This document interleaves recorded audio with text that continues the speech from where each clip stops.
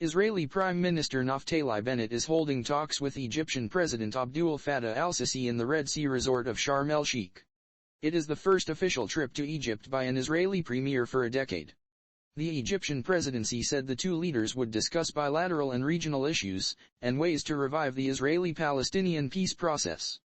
Mr. Bennett, who succeeded Benjamin Netanyahu in June, accepted an invitation to visit Egypt last month.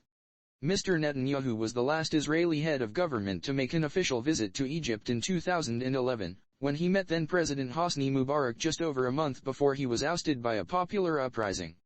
He was reported to have also traveled secretly to Egypt in 2018 for unofficial talks with Mr. Sisi, who led the military's overthrow of Mubarak's democratically elected successor in 2013 following mass protests.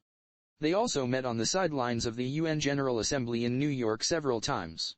Egypt became the first Arab country to sign a peace treaty with Israel in 1979, but relations between the neighbors have often been cool.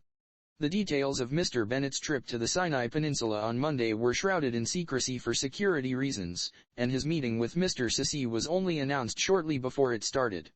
According to the Egyptian presidency, the two leaders were expected to discuss a number of bilateral issues in various fields, as well as regional and international developments and ways and efforts to revive the peace process between Israel and the Palestinians.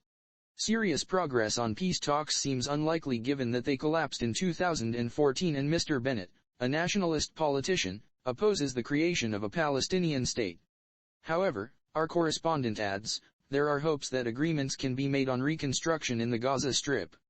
Egypt helped broker a ceasefire in May after 11 days of fierce fighting between Israel and Palestinian militant groups in the territory.